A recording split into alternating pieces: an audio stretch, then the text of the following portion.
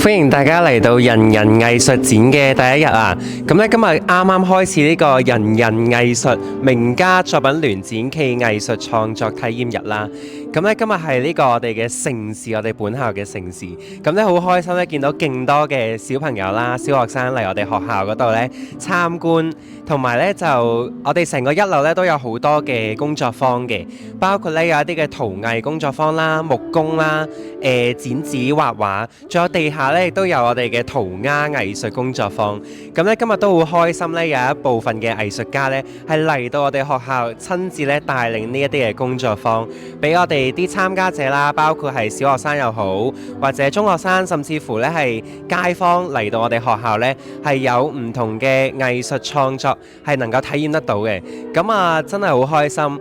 希望咧透過今次嘅活動咧，係能夠增加我哋學生啦、小朋友對於藝術嗰個嘅觸覺同埋嗰個藝術嘅培養。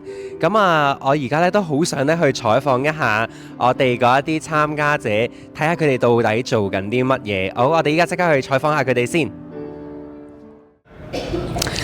Hello， 大家好，咁咧歡迎大家嚟到咧呢個人人藝術展嘅第一日喎。咁我哋咧好高興邀請到殷培基校長咧為我哋接受呢個訪問。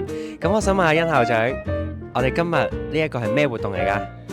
嗱，今日咧係一個展示同學嘅作品嘅一個好重要日子嚟嘅，因為原來咧我哋好多同學咧嘅視藝作品咧係即係一直都擺咗喺度，但係冇乜機會咧係俾人睇到，所以特登咧係為同學咧搞一個藝術展。我想佢哋咧係俾同學啦，俾唔同嘅人啦、社會人士啦去睇到佢哋嘅作品，因為藝術創作好重要嘅就係想被看見啊嘛。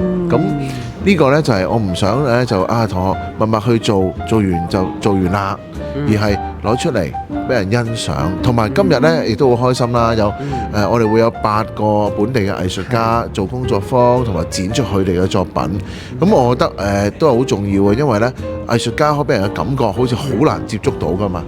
但其實唔係嘅，原來藝術家呢可以好喺生活周邊見到嘅。所以點解人人藝術呢？因為每個人都可以接觸藝術。藝術家亦都唔係淨係喺佢哋嘅 workshop， 亦都唔係淨係喺藝術館。原來佢可以走入生活裏邊嘅，就好似你今日留意下，譬如貓山啦，貓山嗰啲畫出邊嗰幅原來係荃灣嚟嘅，荃灣區地圖喎咁樣。咁我覺得原來佢哋係所有藝術創作其實都係好生活觀察，而喺個生活觀察裏邊去揾靈感去創造佢哋嘅作品。咁亦都希望透過同學睇到藝術家作品，會更加刺激到佢哋想創作嘅心啦。咁所以今日呢係一個主題式嘅藝術大開放。咁嚟緊星期1、2就係輪到我哋自己同學仔可以入嚟睇啦。咁啊啱啦，就算唔中意藝術嘅同學或者唔識藝術嘅同學，都可以嚟支持下你嘅同學嘅作品咯。我覺得校長講得好好啊！其實我哋人人藝術呢4個字呢，就係講緊我哋想將呢一個，即係透過呢個展，將藝術同我哋嘅距離呢係拉近，係嘛？藝術唔係啲咩遙不可及嘅東西。我見到有好多嘅工作坊喎，今日又有陶藝啦，又有木工啊、剪紙畫畫嗰啲。咁呢樣嘢係咪都係就係想做緊一個機會，令到啲學生可以親身去嘗試下嗰啲藝術活動咁樣呢？絕對係啊，因為咧其實藝術好多人俾人嘅感覺可能就係平面畫畫，但其實唔係嘅，藝術係可以有好多跨界啊，好多唔同嘅組合啊，然之後甚至乎可能你見到身後呢啲，咦紙皮嚟嘅喎，咦可能係發泡膠砌出嚟嘅喎，其實可以有好多唔同嘅嘗試。咁既然係有木、有紙、有陶泥等等唔同嘅，咁我會覺得呢個先係真正開放藝術世界嗰個空間。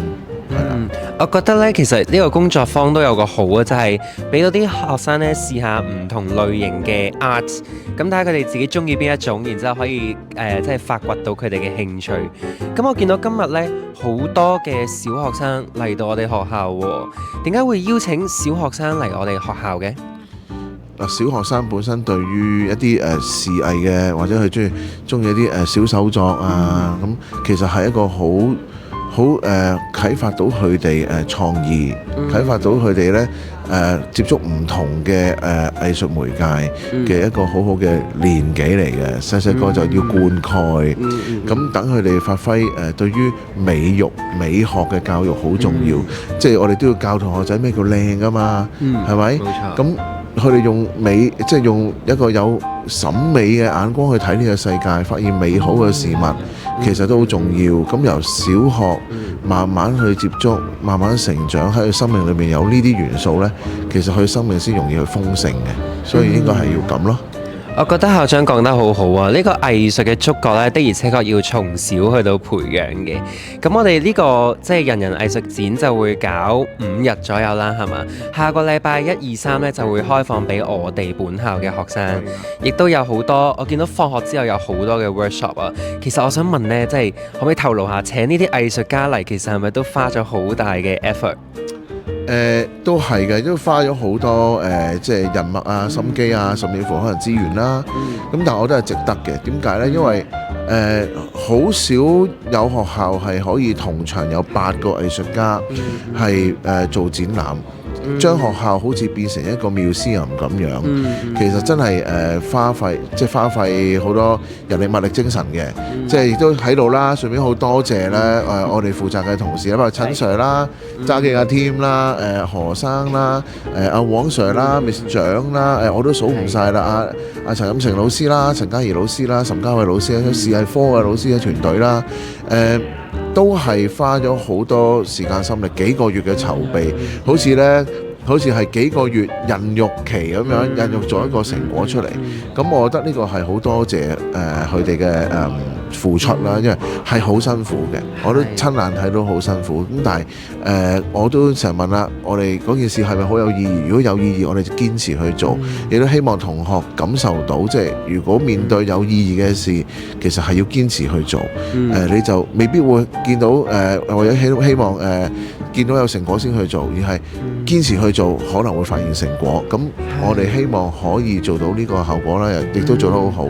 而咁多位藝術家都係因為覺得我哋嘅理念好好呢，所以係一呼百應。咁呢個先係最重要。我都冇諗過，原來我一個咁少少嘅 idea，即係人人藝術嘅 idea，可能我諗啦，咁我諗跟住翻嚟問下啲同事，喂，有冇興趣啊？好似幾好玩喎。咁啊好啊，不如試下啦咁樣，就真係冇諗過，原來砰一聲就爆咗8個，而大家都覺得如果理念好正嘅話，不如一齊嚟。其實當玩，其實所有知識、所有專業都係由玩開始嘅，所以同學其實放膽啲，去做自己覺得好有意義嘅事。咁希望呢個可以刺激到同學呢個諗法啦。講得好好啊，校長！我哋琴日呢講笑講話，我哋嶺南中榮光已經唔係中學，係嶺南中榮光呢個藝術館。因為呢一個真係一個好大嘅城市，其實係都需要好多各方嘅人力物力去到即係湊合而成。呢個誕生呢，絕非係偶然嘅，係通過好多嘅努力啦，聚集大家嘅力量先至係即係整到出嚟。咁所以其實都好希望呢，同學們係可以珍惜呢個機會啦，好好咁樣喺我哋學校裏面呢走動一下，真係用心用個眼睛去觀察一下我哋嘅藝術作品，同埋呢就係參與多啲嘅藝術工作坊啦。我哋呢個藝術展真係邀請咗8位嘅藝術家嚟，咁呢一個係我哋成個展嘅靈魂嗰8位嘅藝術家。聽講呢，我哋即係聽日都會有白雙全啦、李慧嫻啦，同埋我哋蔣老師有個講座。然之後放學星期1、2、3又有好多活動，我都不停叫我啲學生參加。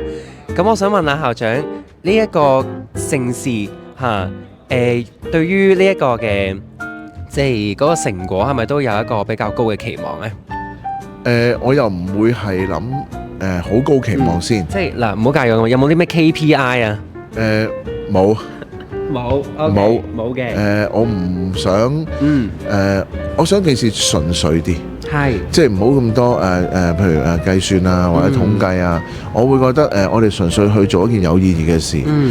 KPI 或者其他問卷等等唔同嘅數字嗰啲可以暫時擺去後啲先。先享受咗我哋做呢件事所見到嘅美麗嘅成果，呢個係最重要。眼見出嚟嘅係最重要過喺數字裏邊嘅分析。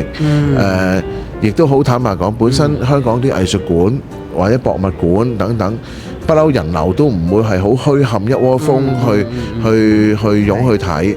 而藝術本身係應該係好安靜，人唔好撞咁多，慢慢逐個睇，享受。所以呢，我覺得享受先啦，enjoy 呢件事啦。我都好同意啊！享受係最緊要，係咪？即係話，如果想像下呢度逼到好似街市咁樣，其實都未必有一個好嘅空間或者時間可以俾我哋學生睇。所以其實我覺得呢係好開心，今日我哋見到有好多間小學嘅學生嚟參與啦，其實都已經係好足夠，令到我哋覺得係成功㗎啦呢個藝術展。咁來年嘅計劃嗱，其實係咪已經話俾人哋知係咪一個？即係官宣話我哋學校係一個藝術嘅學校。咁又未必會係一個藝術嘅學校，因為我哋都唔係每一個即係藝術嘅學習時數會好多咁樣。但係我好相信係俾人睇到係一間好重視藝術嘅學校，即係重視學生展現學生成果嘅學校。其實唔係淨係學藝術嘅，其實我哋上學期嗰啲體育運動嘅比賽啊，其實我哋學界好多體育嘅運動都好好啦咁樣。咁所以我覺得呢個係只係我哋其中一面啫。我哋係可以好多面嘅，等於學生可以有好多面係一樣嘅啫。我覺得好好啊！即係我哋呢間學校係十分之注重，就係將學生嘅成果係讓呢啲成果係被看見。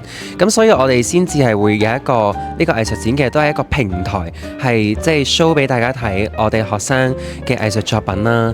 咁唔單止藝術嘅，頭先校長都講到體育或者其他學科上面，其實我哋學生都有好卓越嘅成果。咁可能將來都會有唔同嘅機會啦、平台去到俾我哋即係展示呢一啲嘅成果。咁來年會唔會有啲咩計劃？呢個會唔會變咗做一個恒常嘅每年嘅活動呢？咁就要睇下我哋嘅同事或者老師會唔會 encore 啦，又或者睇下信眾要求會唔會 encore 啦。你都睇下同學嘅反應啦，可能同學會睇完自己同學嘅作品之後就會諗，我都想將我作品擺出嚟喎。如果同學嘅迴響係大嘅，想搞嘅，咁我又覺得何樂而不為呢？咁亦都如果參與嘅一啲小學嘅老師或者同學又覺得好有意義，因為真係全香港冇乜學校，我可能冇，或者係得我哋第一間會以藝術做主題嘅咁樣去做展覽呢。咁我覺得都可以諗，亦都係勿忘初衷啦！我哋希望嘅係藝術面前人人平等，每個人都可以接觸啊嘛。咁呢個係超越咗一般純粹係學校教學，而係更加面向成個香港，以至成個世界嘅一個藝術範疇裏面嘅展示咯。係，我覺得真係好好啊，因為呢間學校呢係。其實嗱，老實講，一開始話有個 idea 搞呢個人人藝術展，真係冇諗過最後尾係會搞咗咁大壇嘢出嚟。係你見到嗱 backdrop 啊，我哋所有嘅即係道具又好，所有嘅設置都好，係一個好有水準，亦都係真係全港係一個學界嗰個嘅水準嚟嘅。咁我覺得呢樣嘢係好令我覺得好驚訝啦，亦都好真係好驚喜、好開心。咁都好多謝校長今日接受我哋嘅訪問啦，期望大家係能夠即係努力，即係講緊係真心用心參與我哋今次嘅藝術展。多謝晒校長，多謝晒校長。